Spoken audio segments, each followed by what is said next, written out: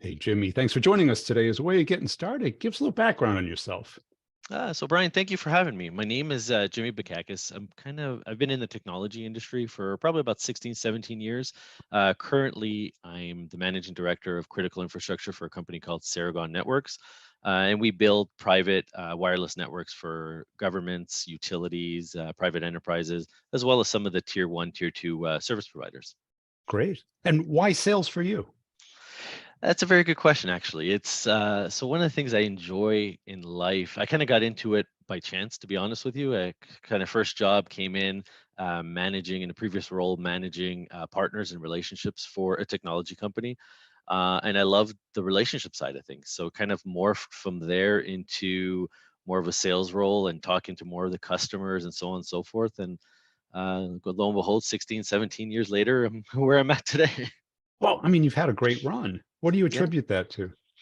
Honestly, I think a lot of it is the focus on the relationship side of things. Because at the end of the day, regardless of whether you're selling technology, you're selling pencils, you're selling cars, it's a product, right? So the product itself is indifferent, but people tend to like to buy from people. And I think for me personally, by focusing on the relationship side of things and truly understanding what the customers want, it kind of takes it to a different dynamic a little bit, right? So you're not just pitching something; you're trying to build that friendship, that relationship, that trust, so to speak.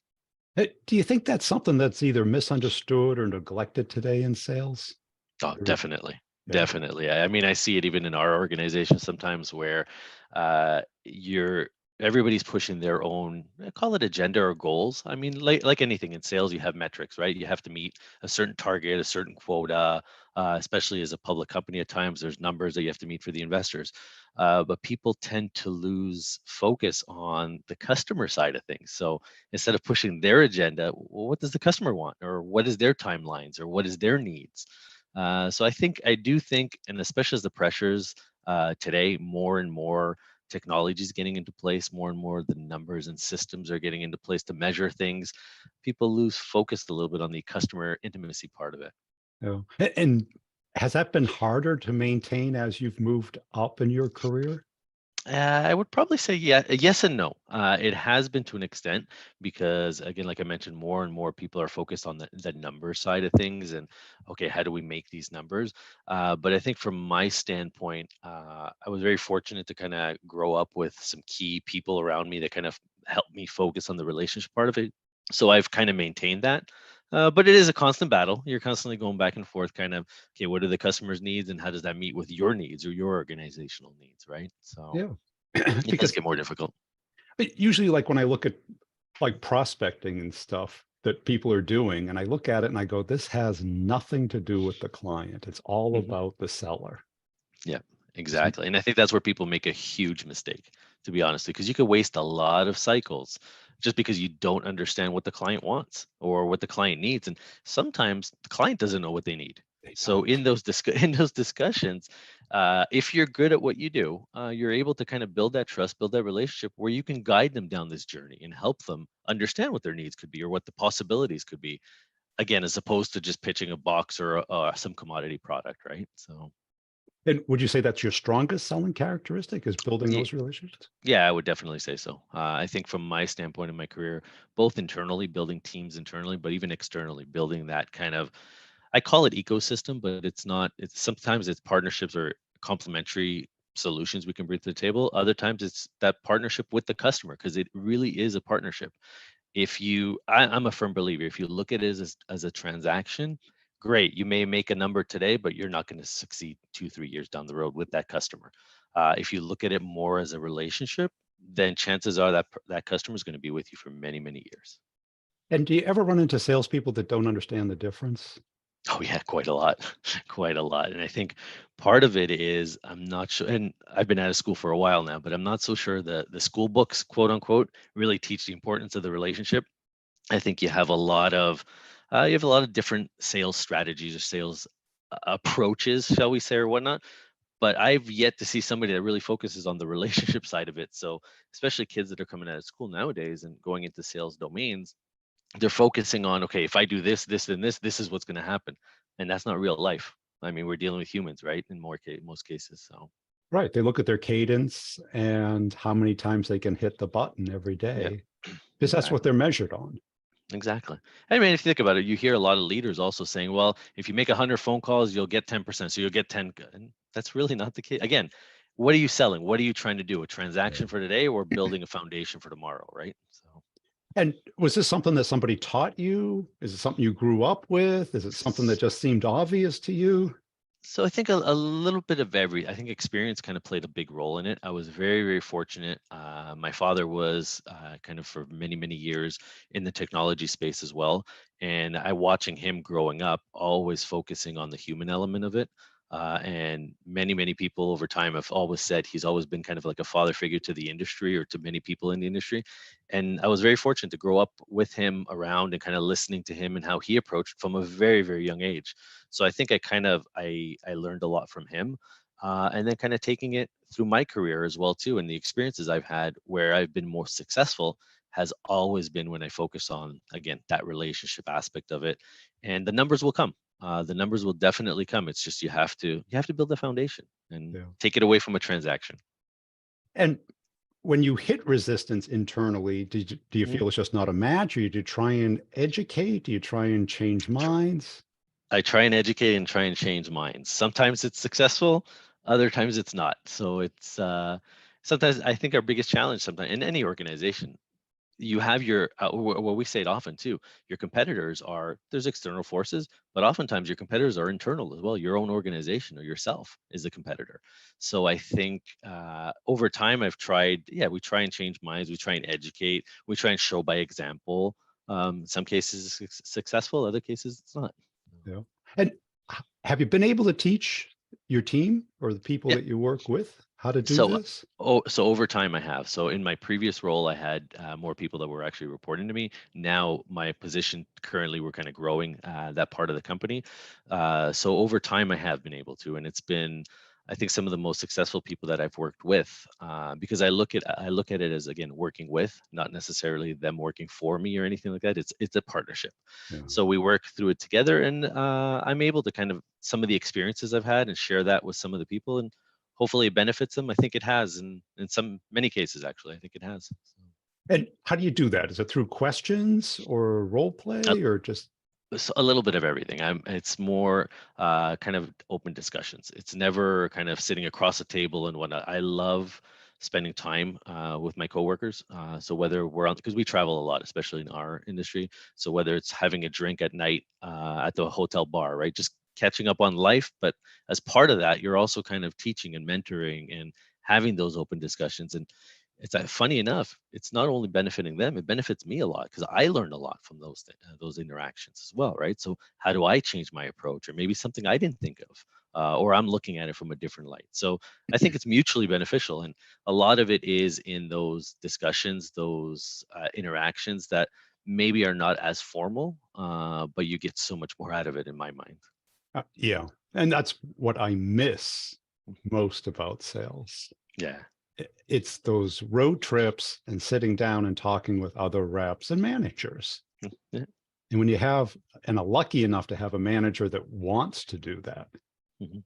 instead of just being autocratic.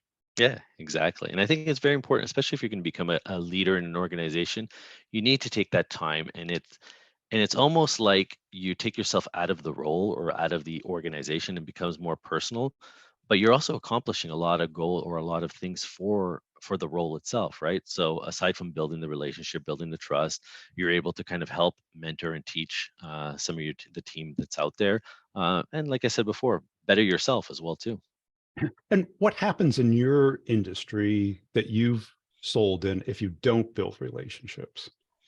Honestly, like I said earlier, it ends up being a transaction because it turns out to, yeah, you might be successful in that sale, but because it becomes transactional, it also becomes somewhat commoditized. So tomorrow they can go buy from someone else because at the end of the day, whatever you're selling, you may have the best features today or the best bells and whistles today or the best price or whatever the case may be, but tomorrow somebody's going to beat you. Somebody's going to come out with that next generation feature or a better price or whatever it is. So your glue is really your relationship. It's not really the product per se, because technology, especially in the technology space, things change I would say daily, but in some cases maybe even hourly. So if you don't build something more of a foundation with the customer, they can easily replace you right at that point. Yeah, because it raises a great point, because if it's a transaction, then they view you as a commodity, Exactly, not a exactly, and solution, not a uh, partner. and that's what we say. We say that a lot internally right now. It's we need to take the transaction out of the equation. We're a solution. We consider ourselves a solution provider. So we provide different elements of whatever the customer may need. And the only way you get that is by building that relationship. You can solidify the solution offering, and you get close. You become a partner to these guys. Whereas it's not a customer and a seller type relationship. It's Right. more of a partnership. And you'll have in general, people you see that successfully where you have these relationships that are 5, 10, 15 years long, and you wonder why is this person buying from that person or that company for so many years. And I'm willing to bet you 95% of the time it has nothing to do with what they're buying. It's more of how they feel when they're buying, how the support they're getting, the relationship aspect of it, right? Yeah, they feel like somebody understands what they need. Exactly, exactly. And what would you say is your hardest part of the job? Whew, I think part of it is for me currently it's Not we're today, but in general. yeah, no, I think it's the landscape changes. I think especially on the technology side, you got so many things that are going so fast, and you're dealing with different dynamics all the time. You're dealing with different personalities, you're dealing with different interests, you're also dealing with different needs from the customer side of things. And I think part of the challenge is, especially when you're in sales, because like I said earlier, you still have numbers to hit, you still have quotas to hit. How do you hit those quotas and then also balance the relationship side of things where things do move, things do change. So understanding the budget cycles of customers, understanding where their funding sources come. And I think the biggest challenge is that takes a lot of time. You have to get ingrained with these customers. You have to build the relationship with them so you can understand where their funding sources are, so you can forecast properly on your end. And I think that the challenge is the time it takes to do that. And in today's day and age where everybody wants results today, unfortunately sometimes that doesn't match as easily, right? So I think we're moving super fast as a society, we're moving extremely fast, but things don't necessarily happen as fast as we would like them to. So I think that's the biggest challenge, kind of conveying that and balancing between that out there. And when you're hiring, how would you characterize the ideal candidate? Not for your company right now, Mhm. but in general.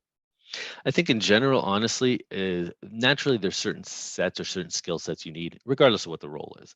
But I think people also need to take the element away from it, and it's more of the personal side of things. So I like in interviews, for example, I like spending time with people talking about things that maybe are not relevant to the company itself or to the position itself, understanding who the individuals are, because I think oftentimes the skill sets are important, but you also have to have a fit within the organization or within the culture.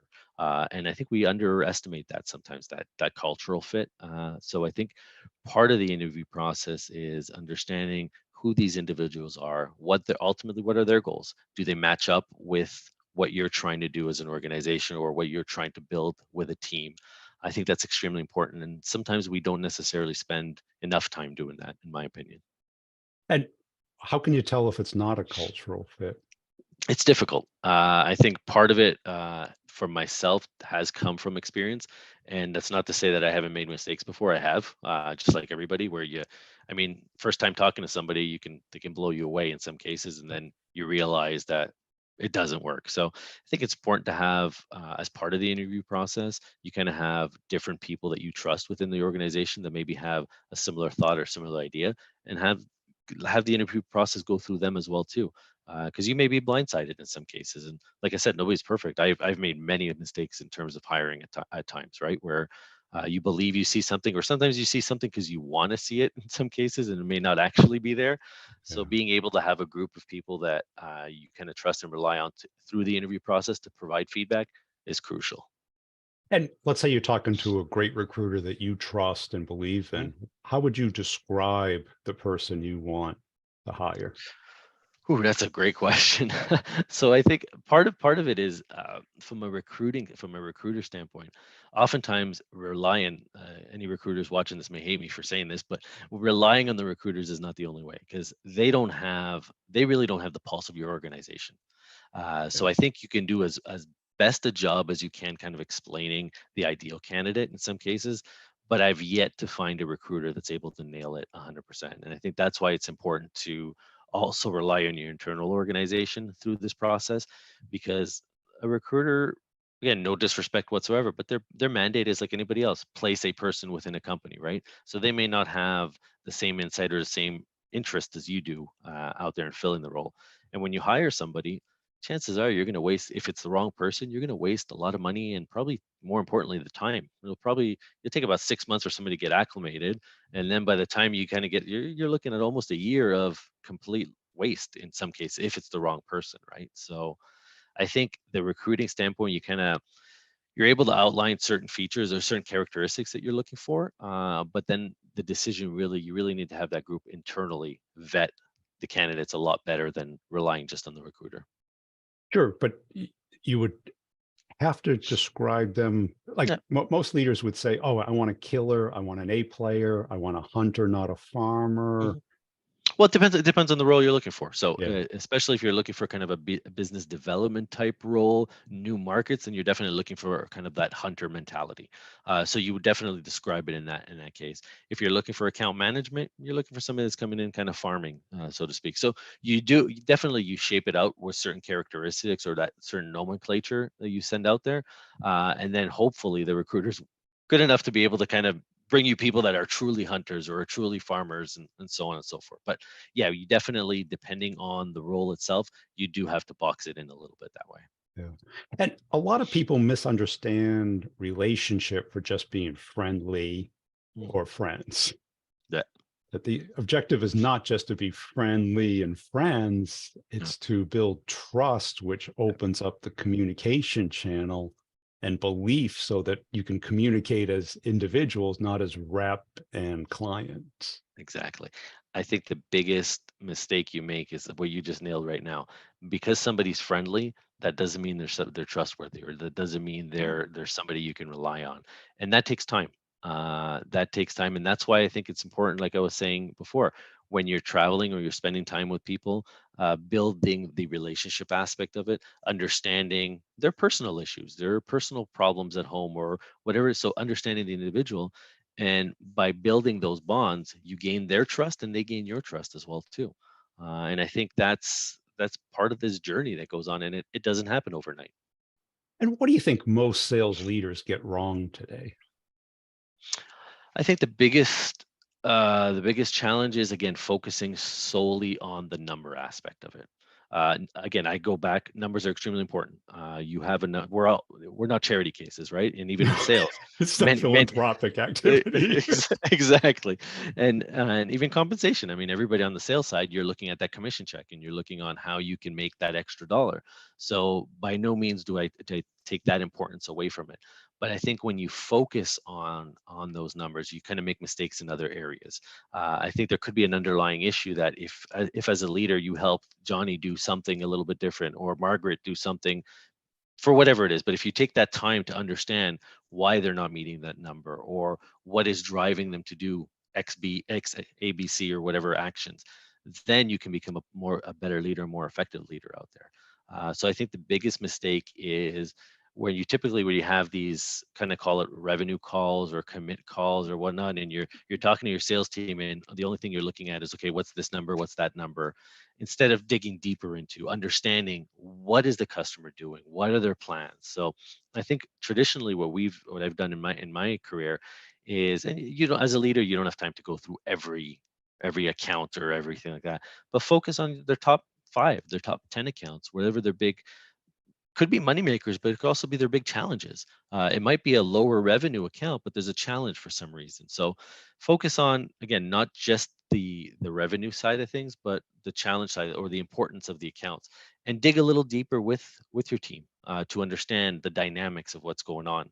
Because then, even as a leader, it helps you forecast better to your leaders and Yeah. set the expectation properly. That's not just from some CRM system that says, "Oh, Bill is going to hit this number or Bob's going to hit that number, and then all of a sudden they miss, and you don't know why they missed. So Well, that's it. I see a lot of sales leaders managing through the CRM instead of talking to the rep. yeah, And if exactly. they ask, how else would you do it? I go, talk to the rep. Exactly. And that's where you get, because, I've traditionally done this. So even regardless of what numbers your rep gives you, you have to have some sort of buffer. So you're reporting up with a buffer. You can't buffer unless you're understanding what's going on in those What's accounts. real? Yeah. How do you make those judgments? And I think CRM systems are fantastic because we need them in order to be able to kind of keep ourselves in line and track things and whatnot, but they can't be the golden kind of goose egg, Communication device. exactly, or the Bible of sorts, right? Because then Yeah. there's more to it. I go back to the relationship aspect, especially when you're selling solutions and you're selling stuff like that. There's so many complexities in there, and things could go wrong because of whatever reason. You need to understand that, especially as a leader. You need to understand what that is, and that's how you're going to help your team as well too, or any sales rep out there. And when you're looking at a forecast or an individual deal, what are the key questions that you're asking that you think the rep may not be covering? Well, I To think that the first one from my standpoint is, okay, what are they really trying to do? What is this customer trying to do? And then kind of correlating that with, well, what's the timing for it? Is there budgets? Is there, I mean, it's great that we want to, like, I'll use my world. We want to build this great network that's out there, but what's the budget cycle? Do they have the funding today? Do they have to go for budget approvals? Is it like we deal a lot with government entities? Well, government entities, you have your budget cycles and that are usually approved the year before. So has this been approved? So all these little intricacies that it's great that Mr. Customer wants to implement this network, for example, but what's their timeline? So understanding what their timelines are, I think is crucial. I think a lot of people make that mistake in not truly understanding where they are in that cycle. And then also understanding is the person you're talking to is fantastic, wants to go forward, but are they truly the decision maker? Do they own the budget for this? Sometimes we forget about that, right? Who's cutting the check, so to speak? well, they say they do. Yeah, exactly. But, and I think part of it is, and it goes back again, what we were saying at the beginning, when you build a relationship, the relationship with any account or any organization can't just be one individual. I Right. think where we've been, or I've been successful over time is, even as a sales rep. So when I'm talking to my equivalent on the customer side, but then I have my engineers talking to their engineers. I have a finance team talking to their finance team. So you have all these kind of tentacles, quote unquote, within the organizations talking to each other. You're getting closer, but you're also getting a lot more information, and you're able to triangulate everything. So you set the proper expectations for forecasting when things will happen, so on and so forth. If you're relying on one voice, what if that voice is, again, what's their ulterior motive? What's their driving factor? I mean, could be anything. And So that's still probably the number one or number two biggest mistake. yeah, Going exactly. steady or single threaded, whatever you Yeah. call it. Yeah, exactly. And you're extremely vulnerable at that point, because, and it could be even if you're long-term account, if you're still just talking to one person after 2 years, there's something desperately wrong there, because at any given day that valve could shut. Uh, That guy gets laid off, for example, or retires, or whatever the case may be, right? Right. And a lot of reps say, well, they don't want me going around them or end running them. What does Goes that back to tell you? trust. Goes back to trust. If they trust you, yeah, they have nothing to worry about. Yeah. And what separates like an A-level top rep from an okay rep in your mind, in your experience? For me, I think as sales, you have to have that, I don't want to say killer mentality, because it's I see it as negative sometimes, but you have to have that drive. You have Yeah. to have that drive for, call it innovation. And when I say innovation, I mean to do things differently, to be able to go after a customer in a different way. But you also have to have the personable skills. You can't be, and I apologize for this if I'm prudent, but you can't be an ass to these people, right? Or have this arrogance about you or whatnot, because Bully that's or only going to, whatever. yeah, exactly, it's going to take you to a certain level, and that's it. So I think the biggest quality for is to have the drive, because again, we're in sales, we got to go after these accounts, but to do it in a manner where it's more personable, it's not as threatening, and it's just like going back to back in the day when people used to knock on the doors to sell, whether it was vacuums or some or encyclopedias or whatnot, the ones that typically got were the nicer, not the guys that were trying to push their way in the door, right? Or the people that were trying to push their way in the door. So I use that analogy a little bit. Is you have to have the courage and the guts to go knock on the door, but you're not pushing your way through the door because that door is going to be shut down on your face instantly at that point, right? Well, that's it, because it's hard to tell. I mean, I remember the old term Ivy League street fighter. Did you ever hear that? I did, yes. Yeah, Yeah. because that's what it is, right? It's the, Yeah. Ivy League personality, Mhm. polished, polite, professional, but Yeah. a lot of drive and focus. Yeah, exactly. And I think that's very crucial. I mean, even when you think about how you present yourself in front of a customer, it's amazing to me what's a lot, and you don't see it as much anymore. But the whole suit and tie kind of thing, which you don't need anymore, but you need some sort of polish. You're not going to come up to a customer chewing gum and kind of or slouching or I mean, and you'd be surprised how many people actually do it. We were at a trade show last week in Las Vegas and just watch people watching and just kind of seeing the different crowds and whatnot. And you could tell, at least for me, maybe I was making generalizations, but you can tell who you think could have been successful and who was not just by their demeanor, their body Yep. language, and how they dressed, for example. And it doesn't have to be top end name brand type thing, but No. just put together well, right? Just it goes a long way. It goes a long way. Yeah. And clearly you've developed that. Was that something you got from your dad? Because that's something that, I, I think yeah, I think to an extent I probably did. Like I said, from early on, it was always kind of watching because like anybody else, you look at your dad and your dad's your dad, right? He can't do right, any wrong. And as a little kid, I used to see he used you to don't know travel for things. business trips, and I'd be 5, 6 years old or whatever it was, and he'd come home, and so you get from that, and then a lot of it also from experience over time. I mean. Not that I'm some old gray hair, but I've been doing this for 16, 17 years. Over time, you learn and you see different people and you see different characteristics. And I think over time you kind of adapt a little bit based on those experiences. Yeah. And what are some of the hard questions you ask during an interview? Oh, I think that I mean kind of probably anything to do around failure, because I think we've all failed somewhere. And for me, I understand. I asked questions about okay, in terms of what was the hardest thing you've overcome or things like that. And the idea is I want to understand from my side of things how they overcame those failures, but also understand are they giving me some bullshit answer that's just whatever it is because it's what I want to hear, as opposed to truly having overcome something and being able Yeah. to have accomplished something after being knocked down. I think a lot of us we do learn a lot after we've been knocked on our behinds a little bit, and you kind of that helps you grow. So I think for me, one of the most challenging things is asking about those failures and being able to decipher, is it really a failure? Or is it something that they're just kind of appeasing me when they're asking or that they're answering, I should say. And what gives you that will, that drive? From Or just in general, you're talking about, or a sales career standpoint? yeah. Well, I think for me, it's going to sound like a philanthropic thing, but kind of making a difference. Where we're not necessarily, I'm not going to save the world, although I'd love to save the world in some cases, but it's more of Please. whatever we're doing and wherever we're going after. So whatever the customer may be, how can I bring something that brings value to them? That again takes it away from the transaction. So that drives me. Where say where we're building these networks, if they happen to be a security network that's for some greater cause, whether it's to provide video surveillance for safety reasons, or bringing connectivity to certain areas that don't have connectivity, for example, or optimizing operations. So I'll use my example up here. We're in a little bit of an ice storm with no power, but if we build a network for a power grid where all of a sudden the power doesn't shut off everywhere like it has up here today, those sort of things. So being able to make a difference.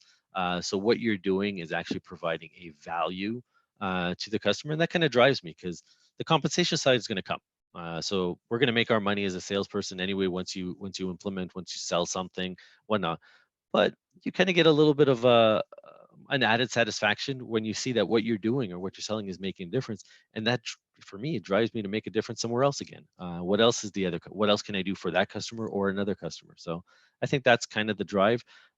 Like anybody in sales, obviously financial, there's a financial drive to it, but it's not my main driver. And I think in order to be successful, it can't be your main driver, No, because not your there's too only. many other factors, Yeah. or not your only driver. And even I would say it can't be your main driver, because I think if you're focused strictly on that, you're gonna make mistakes. You're not gonna build the true relation, true trust, true area, all the things that we talked about where you need to be successful, right?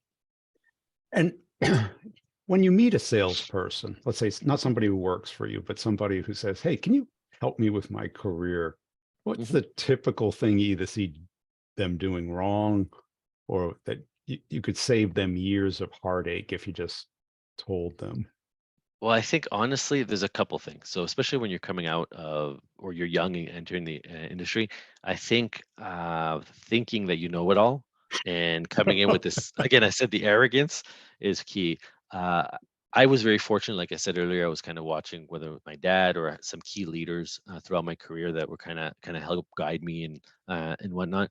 I think having a mentor, or the importance of mentors, is crucial. I know when I was in university, they used to tell me, "Oh, you need a mentor, you need a mentor." And I kind of, at the time, again, I was that kid coming out of school knowing the world, right? And like, ah, why do I need a mentor? I know this. They don't know what's going on today, but it is so important. It's so important out there because one, you get to emulate a little bit, but you can also have somebody that you trust that's able to kind of tell you the hard things. So I think salespeople out there that have this attitude that they know it all, that's the one thing that you have to be open. And even myself, after 16, 17 years in sales, like I said earlier, I'm learning every day. In those discussions with people that are equal to me, above me, below me, whatever the case may be, you're learning every single day. So I think you have to have, my advice, or I guess to anybody, would be open, be willing to learn every single day. Now, did you happen to fall into that trap? Because you had like a fantastic run. Mhm. And I got to believe that maybe after a good quarter that went to your head and that, At no, times, I think it did. I think there is did it? times where, and I think maybe because of my foundation, I caught myself. But like anybody, right? You have some success, and it get, like you just said, it gets to your head, and like, I can rule the world, and then you get knocked down a little bit the next quarter where you don't make that number, or you don't, that big deal you thought slid out a little bit. So I think you have to be humble enough To to learn. realize, to learn, Yeah. and exactly, and you have to be open to that. And I think in order for kind of long-term success, like I said before, you have to be learning every single day. Yeah, great. Hey, I really enjoyed this conversation. Where can Yeah. people go to connect and follow you? So I'm on LinkedIn, and basically, Jimmy Bakakis is my name, so they can definitely follow me on there. I'm assuming we'll be tagged onto this podcast as well too. So be a pleasure. But it's been a great. I really enjoyed this, Brian. I thank you for reaching out to me, and I love the fact that engaging with you here. It was a great conversation.